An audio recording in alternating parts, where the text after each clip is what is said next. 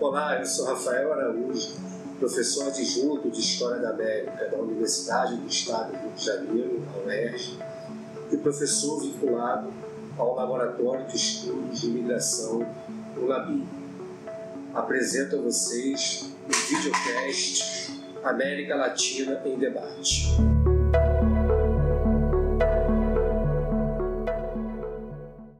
Olá, meu nome é Flaviano Isolans, professor de História Contemporânea aqui da UERJ e integro a coordenação do LPPE, o Laboratório de Práticas e Pesquisa em Ensino de História. O LPPE é um laboratório de vários professores, de vários projetos.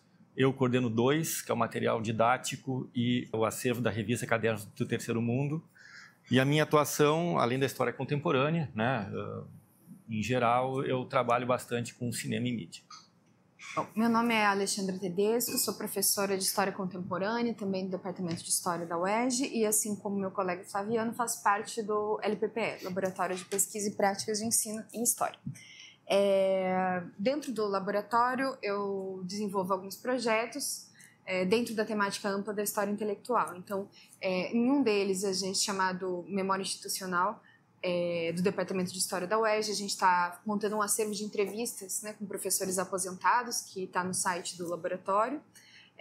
Numa outra frente, eu coordeno também um projeto de pró-docência, que procura pensar a figura das mulheres acadêmicas, das mulheres na universidade, e tenho também um projeto mais voltado para a área de pesquisa mesmo, de IC, enfim, que agora está se tornando um grupo do CNPq, junto com a professora Alessandra Seixlac, que é a respeito, mais especificamente, da história intelectual e dos desafios que essa categoria recebe na contemporaneidade. Então, história dos negacionismos, história não dos negacionismos apenas dos negacionismos abertos, mas também daqueles outros tipos de tensão que são colocados para essa ideia de intelectual.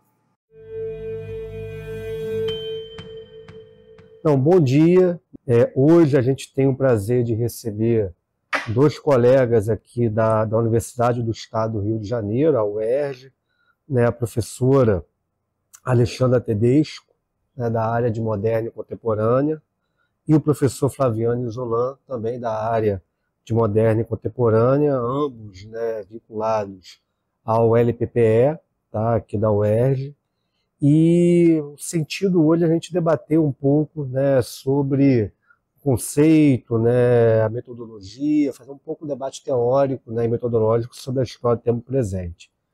Então eu vou começar a sessão de perguntas pela professora Alexandra. E a primeira pergunta é a seguinte, Alexandra: como você define o conceito de tempo presente na historiografia? Ele se diferencia significativamente de outras temporalidades estudadas pela história? Bom dia. Primeiro, queria agradecer ao LABIME, na pessoa do Rafael, pelo convite, para começar essa conversa junto com o meu colega e amigo Flaviano. Bom, Rafael, eu acho que essa pergunta, ela...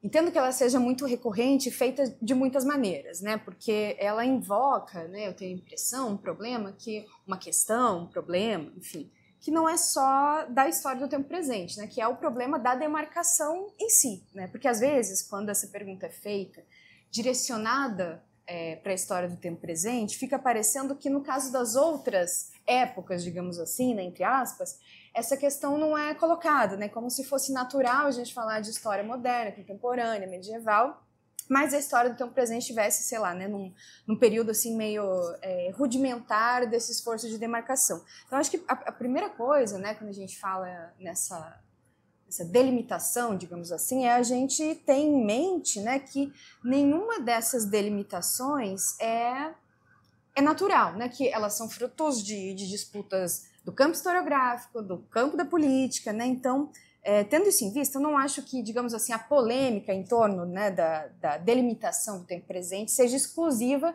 da história do tempo presente. Mas, claro, que eu vou usar o termo campo disciplinar, como um campo disciplinar mais recente, ele sofre, digamos assim, o ônus de ter...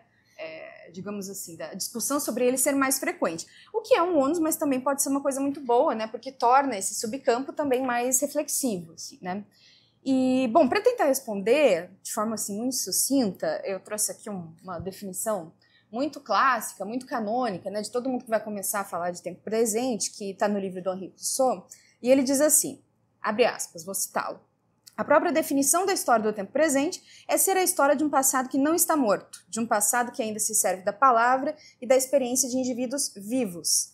E dessa definição eu queria falar duas coisas, né? A primeira delas, atenção a esse trecho aqui, um passado que não está morto. E eu me pergunto, não sei o que o Flaviano acha, né, enfim, mas eu me pergunto se isso é uma definição que cabe só para a história do tempo presente. No seguinte sentido, será que quando a gente olha as nossas instituições jurídicas, políticas, sociais, enfim, será que a gente é capaz de dizer, por exemplo, com muita certeza, né, ou seja, sem polêmica, sem questionamento, que, digamos assim, a Revolução Industrial já acabou de acontecer, né? Ou que a Revolução Francesa já acabou de acontecer? Então, eu acho que essa ideia, né, do passado que já aconteceu, que às vezes é muito usada para questionar a história do tempo presente, né? Mas ainda não acabou de acontecer. Mas isso não me parece uma particularidade da história do tempo presente, e sim uma particularidade da tarefa de demarcação em si. Mas a outra parte da definição, eu acho que ela é mais interessante, assim, a gente pode se aproximar de uma ideia aqui para começar, né? Que ele diz que é um passado que ainda se serve da palavra e da experiência de indivíduos vivos. Essa coexistência, digamos assim, da atividade historiográfica com o fato de que muitas pessoas estão vivos no sentido são coetâneos dos eventos, né? Então, se a gente pensar em uma ideia de demarcação que parta do princípio, né, de que é uma temporalidade que ainda conta com testemunhas, ou seja, com pessoas que viveram ou vivem esses processos, aí parece que a gente tem um caminho mais interessante, porque isso não é só uma demarcação temporal, isso é uma demarcação profissional.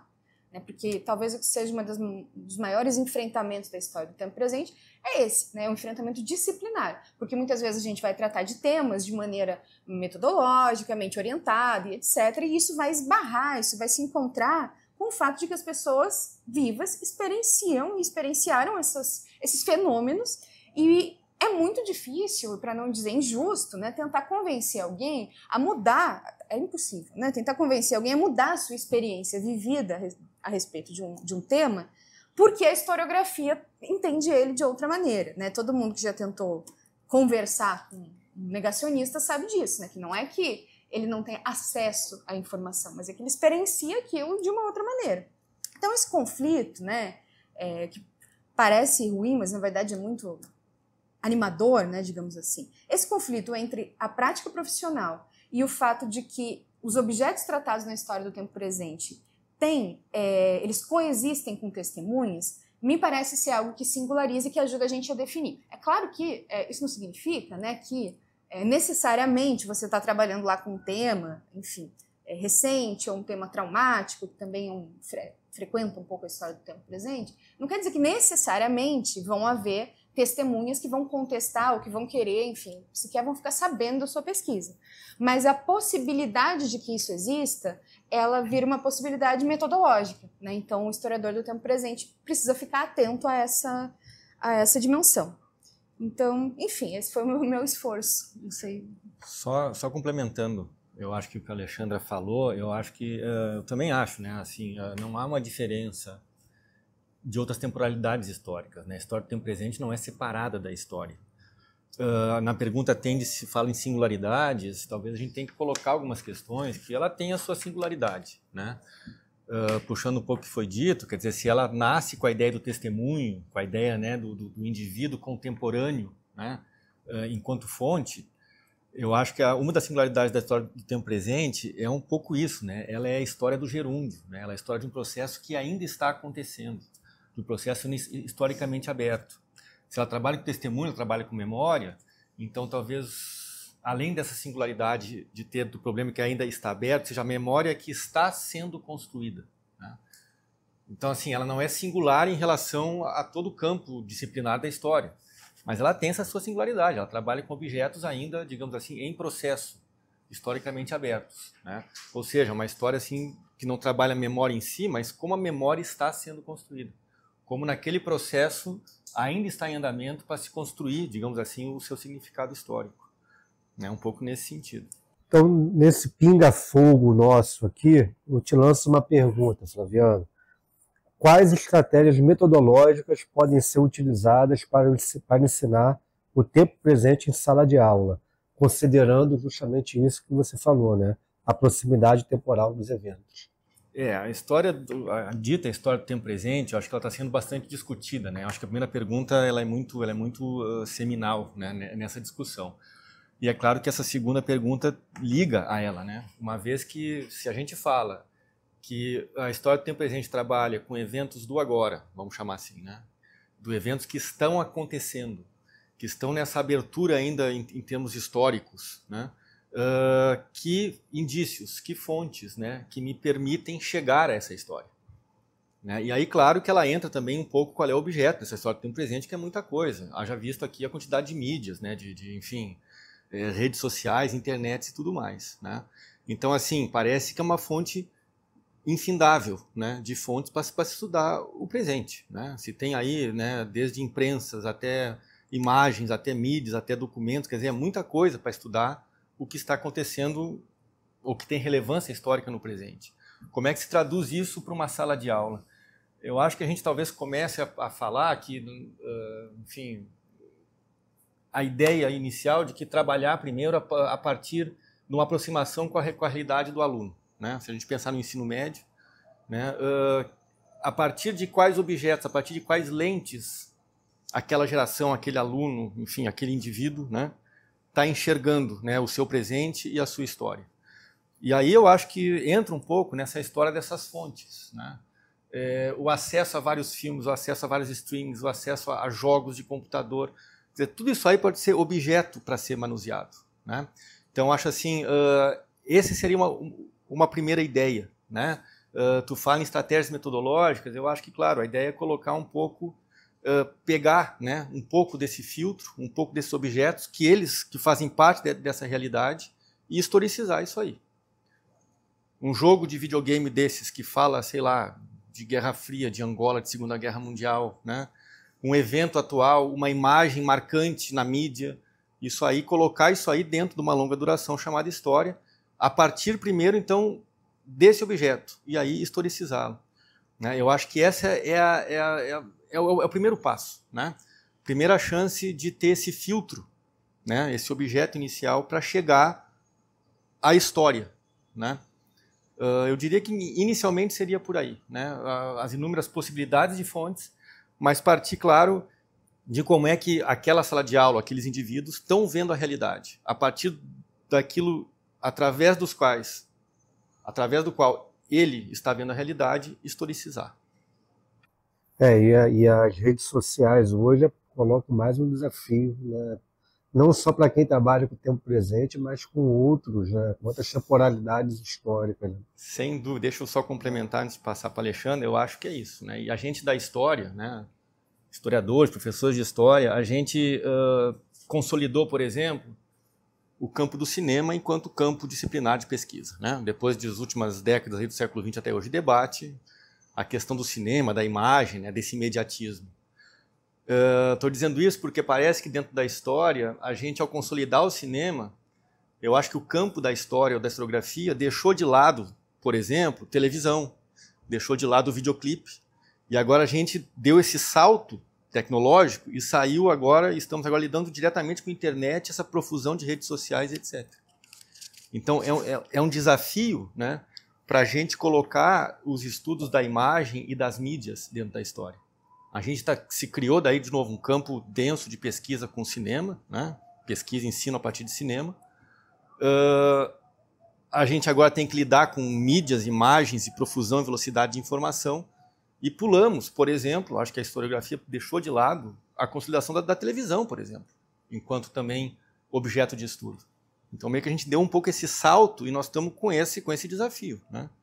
Que é como lidar agora com a história, com essa profusão de imagens, de fatos, e, enfim, interpretação de fatos, e divulgação de fatos e eventos a partir das redes sociais, como é que a gente lida com isso.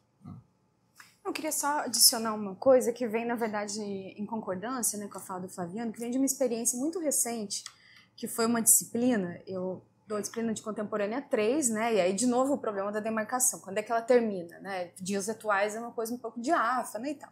E aí, nessa disciplina de contemporânea 3, conversando com os alunos, a gente resolveu pensar uma eletiva que teria o nome, assim, de Brincadeira de Contemporânea 4, né? Que começaria ali nos anos 2000, e, enfim, ali na queda das Torres Gêmeas e etc.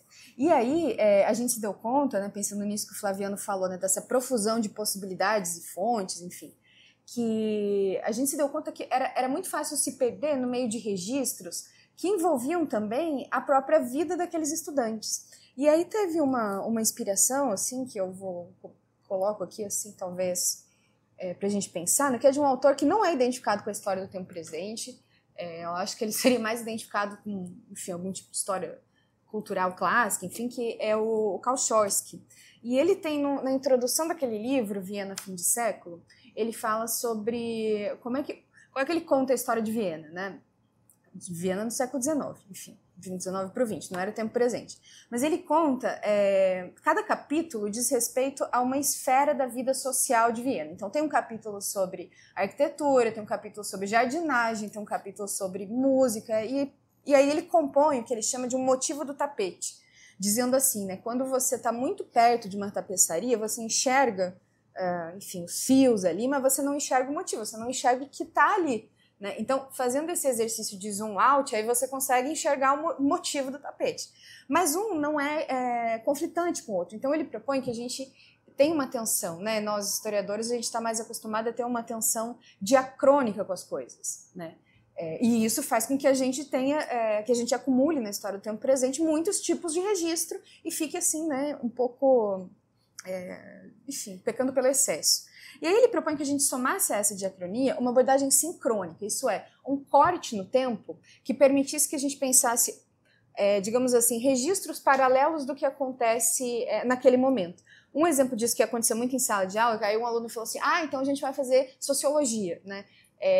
A gente não vai fazer sociologia, mas eu acho que a proximidade ou a disposição de se aproximar da maneira com que as ciências sociais, a sociologia especialmente, pensa, ajuda muito a gente a se organizar didaticamente, assim, né? Como se a gente saísse só do paradigma do filme, não do filme como fonte, né? Mas do filme diacronia histórica, e fizesse mesmo uma tentativa de observar como foto, né? E isso dá pra gente, digamos assim, um foco um pouquinho maior, porque restringe, né, um pouco a abordagem, e permite que a gente faça essas variações, né? Pense em termos de cultura, enfim. Então foi, acho que, uma experiência legal e acho que tem a ver com isso que o Flaviano colocou.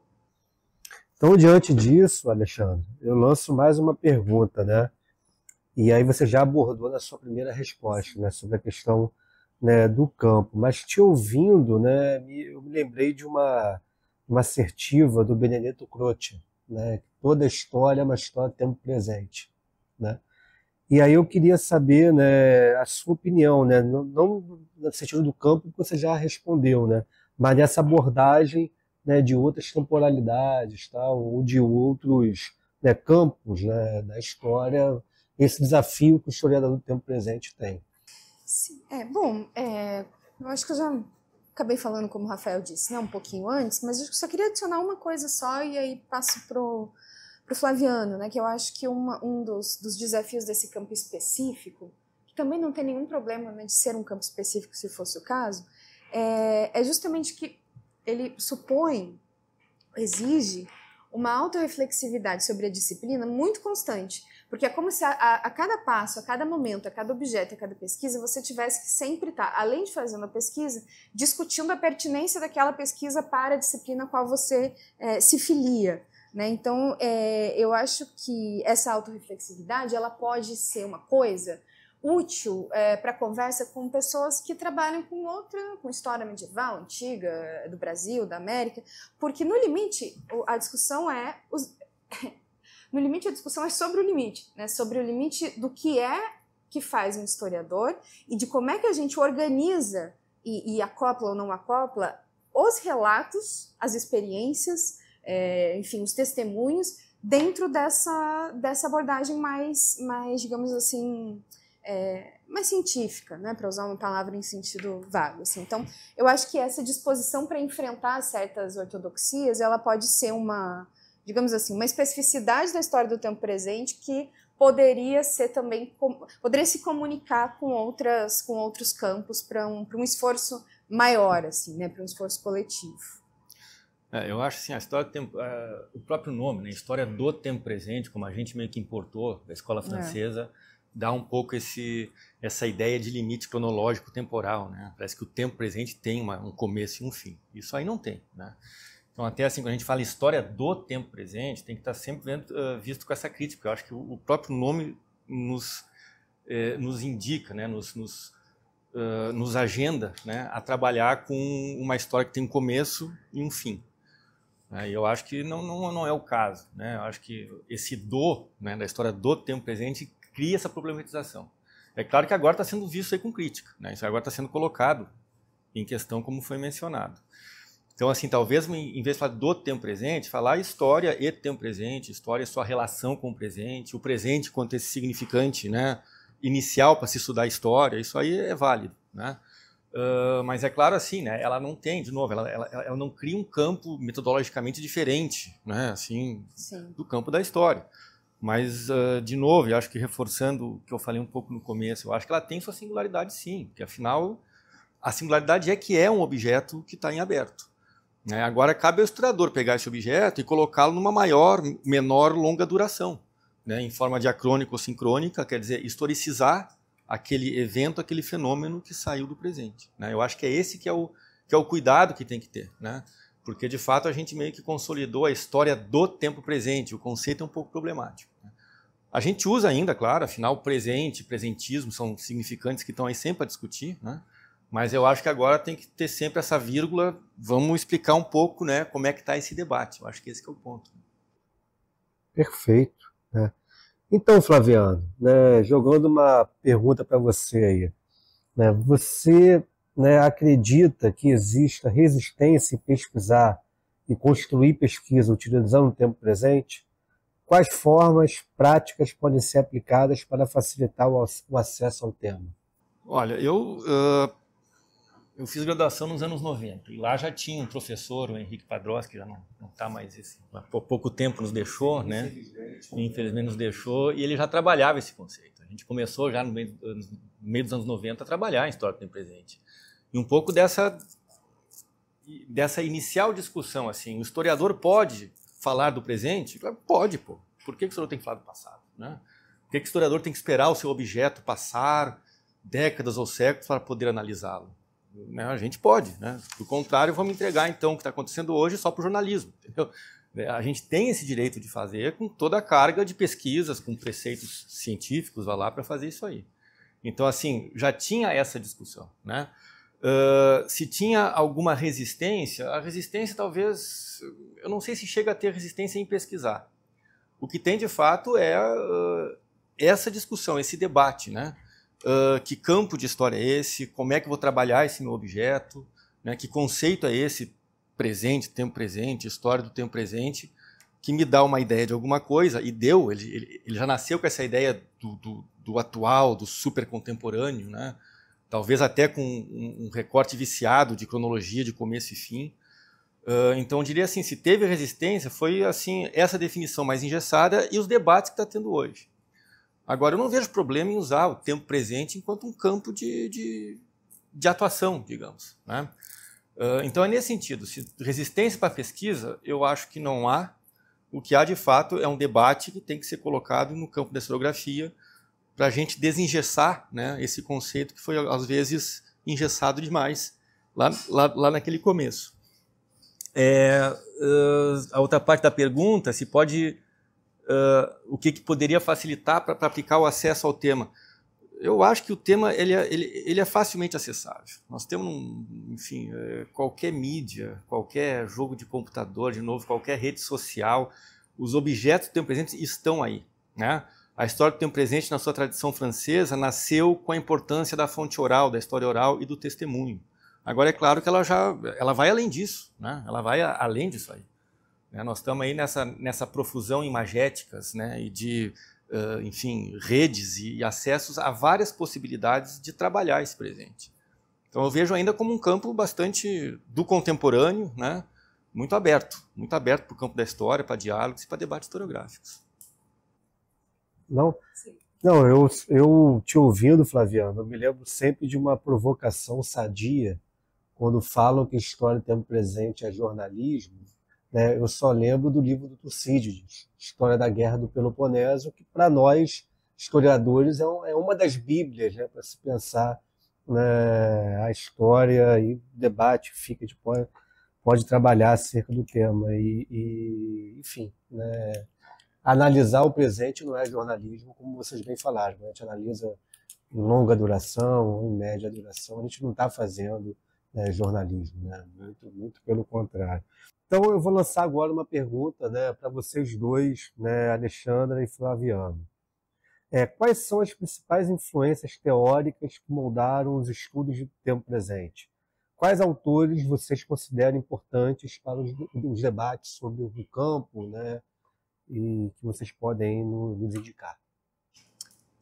Posso começar, Flaviano? Bom, então assim, eu vou só falar alguns nomes clássicos assim que foram importantes para mim. Também eu acho que tem algumas coisas que não são assim, não são entendidos como história do tempo presente, não são restritos a isso, mas que podem dar algumas enfim, inspirações aí para quem gostaria de saber mais. Então assim, tem um texto, um artigo de muito fácil acesso do François Doce, chamado História do Tempo Presente e Historiografia. É um recenseamento, um mapeamento do campo, é muito interessante assim, porque ele fala, inclusive ele começa o texto falando, né, das resistências que eventualmente ele vislumbra, né, nessa prática. Então é muito interessante assim para quem quiser começar. E, se eu não me engano, ele está publicado pela revista do PPGH da UFSC, né, mas o título é História do Tempo Presente e Historiografia. Para além disso, né, o Henri Rousseau, que a gente mencionou aqui antes, né, tem vários textos dele sobre isso. Gostaria de mencionar um autor que eu acho que não é necessariamente associado à história do tempo presente, mas acho que pode ser muito interessante um diálogo, que é o Paul Ricoeur, né, em História e Verdade. Eu acho que ele traz ali questões muito interessantes, que são objeções que ele vê no campo da filosofia, que são direcionadas ao filósofo interessado em história. E isso ajuda a gente a também... digamos assim, equacionar melhor, né, o tamanho das objeções e das críticas, assim. No Brasil, vou citar duas autoras também muito clássicas, né, a Marieta Ferreira, com História do Tempo Presente, e a Flávia Varela, que recentemente organizou o Tempo Presente e Usos do Presente. E, além disso, antes de passar a palavra para o Flaviano, eu queria mencionar uma autora argentina, também uma ensaísta que recentemente também faleceu, a Beatriz Sarlo, porque ela escreve a respeito de muitos temas, né? Ela é uma ensaísta, então não é exatamente uma teórica, mas tem uma riqueza no aporte que ela faz para o debate sobre memória e testemunho, sobretudo o debate sobre testemunho, né? Ela fala muito do processo argentino e, no mesmo sentido em que fala o Hartog e o próprio Ricoeur, ela coloca assim, o que acontece quando a historiografia simplesmente deixa a memória e o testemunho inundar completamente a reflexão, né? E basicamente o que acontece é uma impossibilidade analítica, política e de várias formas, né? Então ela tem um livro chamado Notas sobre a Mudança de uma Cultura, mas tem também o Futuro Passado, Aventuras do Memória e Guinada Subjetiva, algo nesse sentido. Guinada Subjetiva eu tenho certeza. Enfim, a obra da Beatriz Sarlo é grande parte dedicada a temas do tempo presente e ela tem uma abordagem muito informada, assim, que pode nos ajudar bastante. Complementando esses autores aí, que são bastante, vamos chamar de clássicos também do tempo presente, eu queria citar uma autora francesa, Michel Lagny. Ela trabalha também na esteira do Henri Rousseau, do Doce, né? E ela trabalha muito a questão da imagem, né? Essa questão de mídias e imagem no tempo presente. Eu citaria também, puxando aí o tema, um autor clássico do tema, o próprio Hartog, né? Eu acho que o debate em torno do seu regime de historicidade, do presentismo, né, ele é muito citado e, claro, debatido nesses autores todos. Aqui no Brasil, eu acho que vale citar o Matheus Pereira e o Valdir Araújo, que fazem toda essa crítica, né? E eu queria citar um livro editado no Uruguai em 2010 ou 12, eu esqueci o nome de quem organizou, mas o título é O Tempo Presente como Campo Historiográfico. De vários autores, aqui do Brasil, se não me engano, é o Jurandir Malerba que escreve lá, e outros autores argentinos, uruguaios também, para colocar essa discussão de tempo presente no campo historiográfico daqueles países, né? Só mencionando que a gente, né, assim, Brasil, assim como o México, a gente importou da França a ideia do tempo presente, dos laboratórios do tempo presente, né? Na Argentina, por exemplo, não tem, né? Eles fazem o debate, eles não usam muito esse conceito de história do tempo presente, eles fazem esse debate por outras vias, né? Esse livro é interessante, depois eu posso passar ao autor. E eu acho que também, assim, os outros debates que estão, assim, em paralelo, mas que envolvem essa discussão, são debates atuais. Eu acho que nessa perspectiva de decolonial que estamos vivendo, são debates atuais que também dialogam com essas várias temporalidades dentro do tempo presente, que é a crítica que se faz ao presentismo, etc. Né? Aqui o Navarrete, por exemplo, quando ele trabalha com cosmo-história, tem um pouco disso aí. E o próprio Eduardo de Vieira de Castro também trabalha, né? Claro, com outra perspectiva, mas discutindo paralelamente o que seria fazer uma história do atual, né? Puxando questões, digamos assim, muito estruturantes de uma renovação historiográfica. Tá ótimo, obrigado, né? E por fim, para a gente fechar, né, essa sessão de podcast e pinga-fogo, né? Quais são os compromissos do historiador ao abordar eventos recentes, especialmente envolvendo questões de violência, traumas e desigualdade social? E aí, pensando nisso, né, fica também uma pergunta para a gente falar, né, do outro lado, né, vamos dizer, do lado contrário à defesa do campo. Né? Quais são os perigos para quem trabalha, né, com história do tempo presente, né, e os perigos e desafios que nós, historiadores, nos deparamos? Bom, eu acho que eu vou responder assim de modo muito específico, depois acho que o Flaviano pode falar melhor, porque eu digo isso. Porque eu chego na história do tempo presente, na verdade, muito mais pela proximidade que isso oferece com disciplinas como a sociologia, do que propriamente um movimento interno.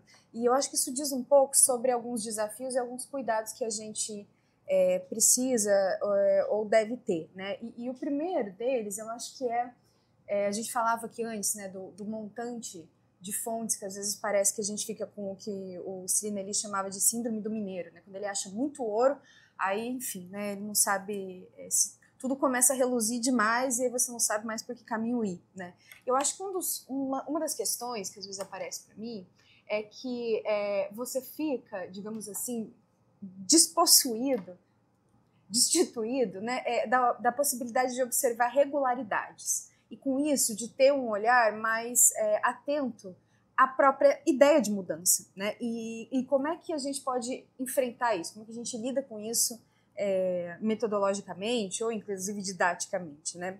A gente tem ferramentas como as prosopografias, por exemplo, que vêm aí desse intercâmbio com disciplinas vizinhas, né? Que ajudam a gente a espacializar um pouco isso. Acho que também uma outra questão importante, né, um pouco mais longa, mas eu vou falar muito rapidamente e passo a palavra para o Flaviano, é um debate que é um debate também do campo da ética, não só da ética historiográfica, mas também da ética científica de modo geral. Acho que uma das objeções, né, que se faz aí, não só a história do tempo presente, a história em geral e a ciência em geral, mas a história do tempo presente está num lugar muito específico para ser não um alvo, né, mas para ser objeto desse questionamento, é a questão da objetividade.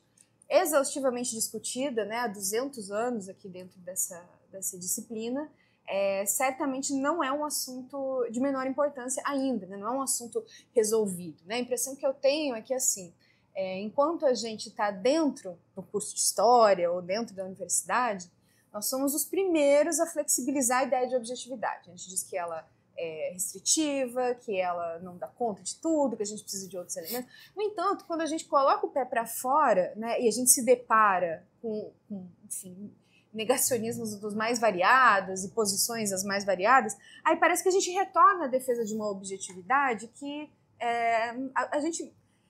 É como se a gente não acreditasse muito nela, mas a gente usasse ela no campo da ética para garantir certa propriedade de fala, digamos assim. E eu acho que isso é uma questão ética, porque a objetividade e o debate sobre ela também tem uma história, né? Quer dizer, a objetividade não é algo que a gente possa dizer, ou colocar como num quadrante assim, mais ou menos objetivo e colocar isso como mais ou menos científico. Não é simples assim, né? Então, me parece que essa discussão, né, sobre...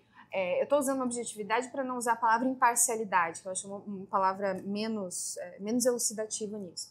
Mas eu acho que essa objeção, né, de que a gente não consegue ser objetivo, ou seja, descrever algo se a gente está necessariamente envolvido com esse algo, isso é uma querela que tem muito tempo e que me parece que é um cuidado que quem trabalha com história do tempo presente tem que estar sempre não decidindo sobre essa questão, mas tendo essa questão em vista, né, e sabendo que trabalhar com alguns temas sensíveis, temas traumáticos, como é o caso, por exemplo, do estudo de temas relacionados à ditadura. O caso argentino é muito prototípico disso, né? Os estudos sobre o debate sobre a transição e etc. Quando a gente está falando de... Enfim, acho que esse exemplo da ditadura é bom, porque a gente vê, como o Flaviano colocou antes, né, que é um passado totalmente aberto, né? A gente está tendo agora, nesse momento, talvez, inclusive nesse exato momento, discussões e manifestações sobre o conceito de anistia, quem deve ser anistiado, quem não deve, o impacto disso. Então, isso exige, né, claro, não um compromisso de imparcialidade, não é disso que eu estou falando, mas um compromisso, digamos assim, não um compromisso político, mas um compromisso científico, heurístico, hermenêutico sobre a objetividade, né? Quer dizer, até que ponto eu vou me servir dessas questões contemporâneas para alimentar uma pergunta, uma pesquisa que tem uma hipótese, que tem uma premissa, que tem um método, né? Então, me parece que esse é um grande desafio de trabalhar com temas que, voltando ao começo, remetem a essa condição específica da história do tempo presente, de coexistir com outros narradores de outras instâncias, enfim, pessoas que não estão necessariamente na universidade, e que parece ser, ao mesmo tempo, um desafio, mas uma boa promessa, assim, me parece, pelo menos. Eu queria acrescentar uma coisa, eu acho que vou entrar um pouco nessa discussão que entrou um pouco, né, que trouxe esse debate sobre a chamada história do tempo presente. Que antes dela, né, a gente já tinha também, ou já tinha consolidado no campo de discussão acerca do presentismo. Então, acho que assim, a primeira questão, o primeiro ponto para evitar digamos assim, uma entrada desviada no campo da pesquisa, um perigo, né, é desvincular o tempo presente do presentismo, né? História do tempo presente não é uma consequência do presentismo, né? Entendendo aqui, claro, a ideia do presentismo enquanto tal regime de historicidade, né, de encurtamento dos horizontes da expectativa, né, daquele presente como grande tempo onipresente, né? Né, enfim, a primeira coisa é essa, é desvincular, né? O presentismo não gera a história do tempo presente, não foi o presentismo que gerou estudos sobre o presente ou os próprios debates sobre a questão da relação história e presente. Mas é claro que as críticas ao presentismo engendram ainda todo esse debate que estamos discutindo aqui. Sim. Então esse é o primeiro ponto, né, destacar, né? História do tempo presente não é uma filha do presentismo, né? Segundo, o perigo, eu acho que eu vou repetir aqui, né? A história do tempo presente nos dá uma ideia que tempo presente é algo que tem um começo numa certa data meio contemporânea e acaba no agora que nós estamos, né? Não é isso aí, eu acho que o tempo presente ele pode ser, de novo, de acordo como que eu lido com o meu objeto, eu posso colocá-lo ele numa maior ou menor longa duração. Eu posso colocar ele agora, eu posso estender ele no esgarçamento de tempo histórico mais adiante e por aí vai. Né? Eu posso pegar uma primavera árabe, por exemplo, que enquanto fenômeno histórico já acabou, mas as suas consequências estão aí ainda. Né? Eu posso colocar a ideia de primavera árabe e estender para décadas atrás, no século XX, por exemplo. Né? Então, se tem todo, né, esse trabalho de aonde que o presente entra nesse estudo do passado, cabe ao historiador colocar. Né? Então, o segundo perigo é esse, não é ter um tempo assim, o presente começa aqui e acaba lá. Isso aí não é. Né? E aí, claro, né, entender também que nessa questão, né, e nessa confusão talvez que se gerou de tempo presente, presentismo, entender que o presente em geral, né, ele é atravessado por vários tempos. Né? Se em algum período teve uma análise do Hartog que considerou o presente presentista, ou seja, de futuro encurtado, de um passado presente nesse presente, onde, né, o presente se torna o tempo principal, né, para se conceber o devir histórico, entender que desde sempre esse presente foi atravessado do passado, futuro e por aí vai. né? Mesmo o presentismo tem dentro dele visões de futuro, expectativas de futuro de alguma forma ou de outra, né? Negativas ou positivas, seja o que for, né? Tem leituras e rememorações do passado, né? Então, entender que nesse tempo presente, ele é atravessado por muitos tempos, né? Não é só o presente pelo presente, né? Dentro da história do presente como campo disciplinar de pesquisa, tem entender qual é a visão de passado, qual é a visão de futuro e por aí vai, né? Entra aí também um pouco essa questão da ética que a Alexandra mencionou, né? Eu acho que nós temos que lidar também, se o tempo presente tem, e tem ainda, né, o testemunho, né, o contemporâneo do sujeito, né, para explicar ou descrever o vivido, tem uma questão ética que tem que ser muito, muito vista aí, né? E em tempos atuais, voltando à questão de que objetos do tempo presente, de mídias e profusão de informações, de negacionismos e revisionismos, entender que há também o testemunho e há também a produção de testemunho, né? E aí, claro, né, a produção de conhecimento histórico. E cabe, né, daí, vamos chamar assim, nesse papel ético do historiador, né, entrar nesse campo mencionado aqui de objetividade e cientificidade no campo da história, né? Saber que a história, independente da posição tomada, tem que ser levada a partir de pesquisas sérias, né? Não a partir de qualquer revisionismo ou negacionismo, né? Ou seja, né, qual seria essa questão ética? Você ter a história como referência. A história como referência para se pensar o mundo, os conceitos, a realidade e o presente, né? Não qualquer história que eu sento e escrevo, mas uma história pesquisada, com seriedade, etc. Né? E ainda mais agora nessa questão de tempo presente, quer dizer, de novo, com essas várias profusões de mídias, de imagens, de informações e desinformações, essa atenção ela é necessária. Daí sim, né? Assim, fazendo isso, a gente não incorre em perigos. A gente incorre daí nessa constante, parece que trabalhar a história, ou vá lá, o tempo presente, é uma constante preocupação com a desconstrução de revisionismos e negacionismos. É uma constante desconstrução daquilo que a gente está sendo bombardeado mediaticamente, cotidianamente, né? Tem que desconstruir muita coisa, limpar o terreno para daí poder construir uma história, né? Com um conhecimento histórico, né? E claro, né, e nesse contexto todo, eu acho que cabe a nós, aí, historiadores, entender essas novas fontes, essas novas possibilidades, né? A história está sendo formada, vou exagerar, mas vai lá, né? A história está sendo muito formada por memes, né? Por frases curtas, né? Por jogos rápidos de passagens de celular, que tudo isso aí forma informação, né? Ou seja, nós temos que entender o papel dessas mídias, o papel dessa imagem, o papel dessa velocidade de informação que nós estamos tendo. Isso vai ser, claro, isso aí não é uma função do tempo presente, é uma função da história em si, mas, claro, eventos atuais, né, nos fazem primeiro ver o que está sendo dito sobre, limpar esse terreno para depois, de acordo com o interesse da pesquisa, historicizar isso aí, né? Então, são esses cuidados para não incorrer, enfim, numa história cheia de desvios, né, que no limite nos chegam a revisionismos e negacionismos que hoje graçam por aí. Posso só fazer um adendo rapidinho? Porque o Flaviano falando isso me fez pensar uma coisa, né? Que talvez, assim, diante de tanta informação, e tanto meme, tanto tudo, né? Talvez não seja o caso da gente ficar preocupado em produzir mais informação ou simplesmente levar informação. Mas a gente precisa produzir confiança, né? E a confiança nas instituições, ela é um saber social, ela não é um saber em si. A pessoa aprende de muitas maneiras ao longo da vida em quem confiar, no que confiar, né? E como é que a gente, digamos assim, constrói essa confiança no nosso próprio trabalho? Com seriedade, como disse o Flaviano, né? Ou seja, com objetividade, em certo sentido, com procedimentos metodológicos apurados, enfim, né? Então, eu acho que quando a gente fala de história do tempo presente, às vezes é muito fácil a gente, pela natureza, às vezes, dos temas, né, que são temas quentes, digamos assim, a gente pode perder de vista essa função de segunda ordem que é muito importante, né? Que para além de produzir uma pesquisa ou outra, né, a gente precisa produzir uma relação saudável, uma relação de confiança entre o que a gente faz e o mundo social, né? Então, acho que é só isso.